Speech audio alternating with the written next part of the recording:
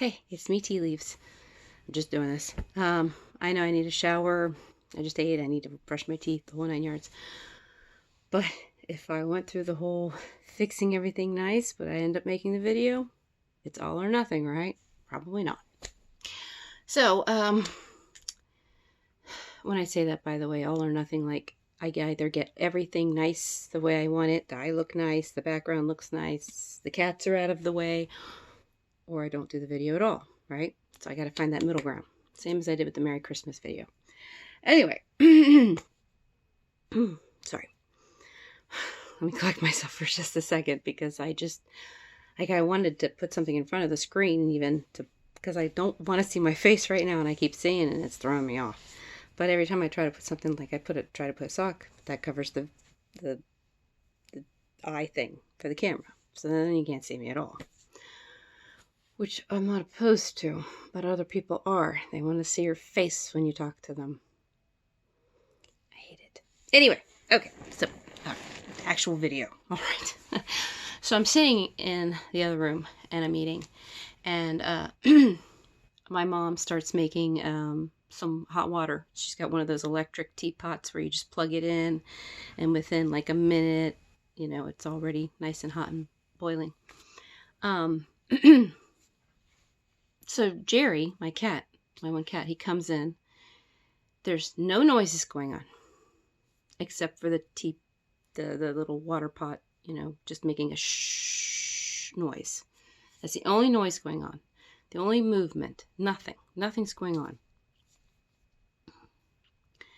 And Jerry is staring, like cats do, right? But then his head looks away. But then he looks back at it again. Then he looks away. But then he looks back at it again. I want to look away, but I need to watch the pot. I want to look away, but I need to watch the pot. And even at one point, he starts to walk away from the pot, and he gets a few feet or so away. Oh, I'm not a good judge of, yeah. He gets a few feet away or so, and then he's got his back to it. And he looks back over his shoulder. Because he needs, and it's that same look. I need to see this. Okay, so the reason I'm even making this video is because this is actually a good example, and yes, even in animals, the emotional and functional tugging back and forth. Sorry. It's not only a good example of the emotional and functional tugging back and forth, but it's also a good example of so the other day I was watching a show called Funny You Should Ask, and it's like a true or false type game show. And one of the questions on there was that there's a seminar being held in Japan to teach people how to smile. Oh my goodness, sorry. So I'll just start with this. I know why. Ta-da! I know why they can't smile. Ta-da! Okay. Now, so now that being said, okay, so 1% of that, or a percentage of that, those people that can't smile, is actually because of the home teaching. When you're raised a certain way by people who act a certain way, you learn to imitate them. And because for many, many years, Japan, again, don't quote me on anything because I'm really not a cultured person at all. It's hearsay. Okay. So just go with it that way. Japan has been a country though of, very, the stoic faces, we show no emotion kind of thing. So if you're raised in that, to some degree, you're going to kind of follow that, right? So that percentage of people, is it changeable? The whole smiling thing? Yeah, it is. And it's okay, actually. It'll actually probably help them in little ways. You think just socially, but in so many other ways too. Because it's reclaiming the natural balance that they should have had.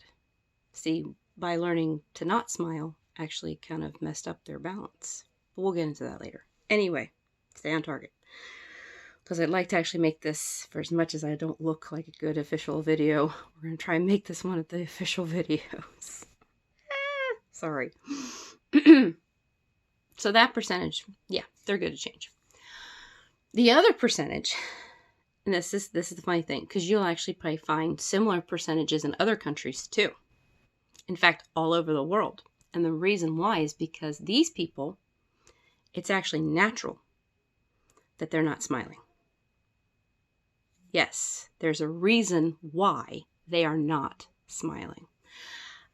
Which reminds me, of course, I need to get in touch with that Duck Dynasty guy. I have no permission to talk about the videos until I do. He told me I had to, yeah, anyway. Not permission, but blessings. Anyway. Oh, that's going to be another video, though. Anyway, the point is, all over the world, there are people that are like this. We all know someone who just doesn't really smile all that often. And it's funny because they're also one of those people that when they do hug, it kind of doesn't always look... Forgive my wording, but I'm just trying to be as straight and blunt with people as I can be. But it doesn't look correct. There's something about it that doesn't look right. Like you can see how they do want to hug that person, but at the same time, you can't help but feel like, no, maybe they don't. I don't know. It's kind of, you know, sometimes you look at people and you think, oh, that hug was genuine. That looks, that could be a movie. Okay. That hug was good. Sometimes you look at people and you're just like, something weird about that hug. I don't know. Something a little off. I can tell you why. Ta-da! Okay. Same thing with the smiling thing. And you will not believe it, but the same thing for a lot of things, including people who can't move out of their parents' home, kids who don't move out of their parents' home, people who don't get a license, or they don't have a cell phone, or they do have a cell phone, but it's one of the really basic ones, you know, not a smartphone, very simple kind of cell phone. Kids who think, gosh, why can't I learn to skateboard? Why can't I learn to ride bike? Why other people can't? Oh gosh. Oh, the answers are, yeah, same thing causing that same thing. Yep. Got that part out. I'm just sorry. Anyway, same thing is happening as what was happening with the cat. There is a tugging, pardon me, same thing that's happening with the smiling thing, the hugging thing, that is happening with the cat. There is a tugging happening. I need to, I want to, or I don't need to, don't want to. Yes, we can work forwards and we can work backwards. Happens. That's what gives our brain the ability to say, I don't want. Not just to keep moving forward in life, because sometimes we do have to regress. Sometimes we have to step back, right? Which is working backwards. And for as much as it's like, well, what do you mean our brain works backwards? That seems kind of wrong. No, it's normal. Completely normal. The brain is supposed to work forwards and backwards. This is why things can get sometimes confused. And this is also why when things happen in the brain, it's not foreign. It's not a, you know, like when a germ gets in your body and your body is like, attack, because it's a foreign entity, right? And it's not recognizing it. This is why the brain doesn't always feel like it's an attack, because it is not foreign. The thinking is part of the normal process. But when things get messed up somehow, yeah, normal becomes abnormal. Anyway, that was a side note. Staying on topic here as best I can. I hate looking at myself sometimes. This there's no way to stick it. Anyway. So, as I said, the same thing is happening. The cat had a need. The brain said, I need to focus. I need to know what this is. I need to make sense of this thing. Is it a danger? Is it not? All that stuff, right? They do have reasoning. Anybody who's ever wondered that about animals, they do have reasoning. It's very simple reasoning, which is one of the reasons I'm wondering if the reason why we have such complex reasoning compared to the animals in the animal kingdom, although they do all have their own little complex thinking idea, branches, we are the most complex thinking of all the creatures, if I'm saying this correctly. Again, not a cultured, not scientific, not nothing. So I have no clue for sure. But they, in the animal kingdom, for the most part, we are the most complex type thinking creatures of the animal kingdom. And I'm wondering if that's a trade-off, because we don't have the same type of instinctual type thinking that other animals do. Or do we? Ooh. And the reason I say that is because, like, their hearing, their smell, even, like in cats, and, a lot of animals, they have sensors on their paws, and their hair itself, their whiskers, all kinds of stuff. So I have to wonder if maybe those are heightened in them, but it's a trade-off because they don't have the complex thinking that we do. At least not to the degree that we do. Like I said, they have little branches of their own that suit their nature, so to speak. But anyway, a little bit of a tangent, but not a bad one. It was important. Oh well. Anyway, so there's this need to look at the coffee pot to wonder if it's a danger or not, whatever. But I want to look away. My mind is wandering. I want to go other places. Squirrel. Right. So it's the same thing happening. When you see somebody hugging somebody and you think, oh, it's real, but it's kind of same thing is happening. Now, I can't speak for individual situations, obviously, but you can actually see, next time you see someone and you think, well, that's an awkward type hug happening there, watch for it. Watch and see how they're moving in, but moving in, I need to, just like the cat, back and forth, back and forth. You'll see it too. I hope you'll see it too. Oh my gosh, someone's got to see this besides me. I'm telling you. Ugh. Anyway, I'm not going to make this the big video. I was just thinking a few minutes ago while I was kicking the cat out of the room because he was bugging me, messing with stuff. But I'm not going to make this the big video for the simple fact that it's not time to. Well, you know what? Forget it. Might as well. As I said, it's the same thing that's happening. And it's natural. In some people, that is naturally how their brain is supposed to work. So when it comes to that Japanese seminar,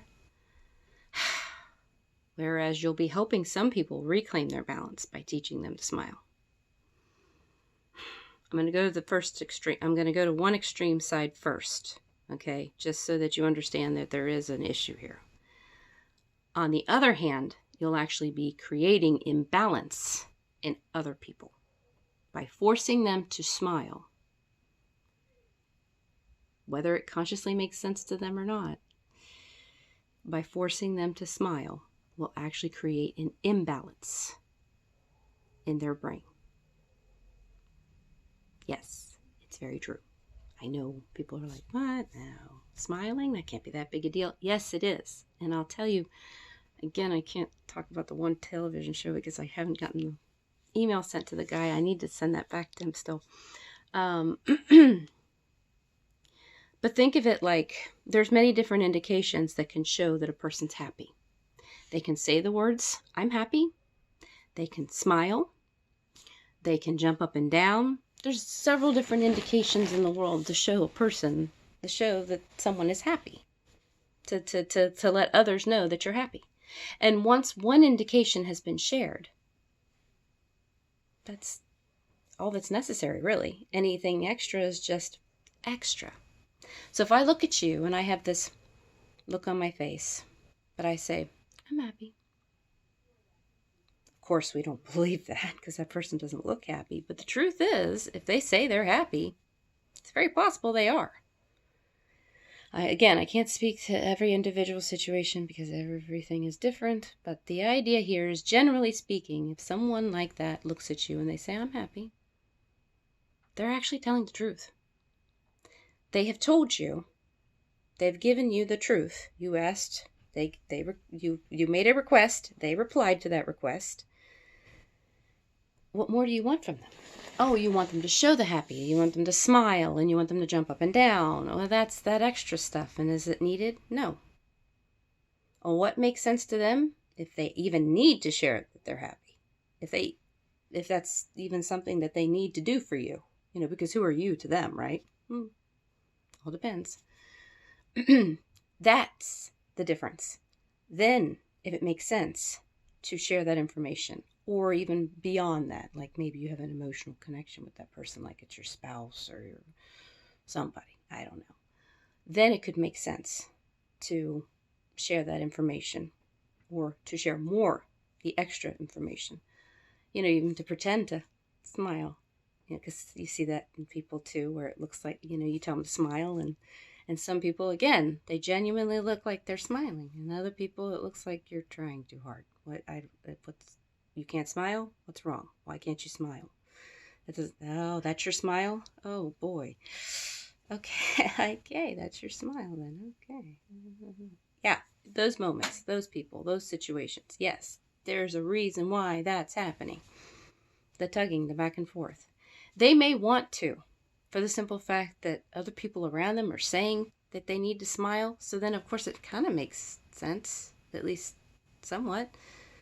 But it's not about what makes sense to you. And I'm going to say consciously, even though it's not really about the conscious and subconscious. We'll just do that because that's what everybody's familiar with. It's not about what makes sense to you. It's about what makes sense to your brain. Again, almost two separate entities. Just that's probably the easiest way to think of it in that sense. It might make sense to you, and you may really want to smile because everybody else around you is saying you should smile. It has to make sense to that other part of the brain. If it doesn't, then you're going to see that back and forth. Need, want, tugging. And that's all for now. Thank you. Bye-bye.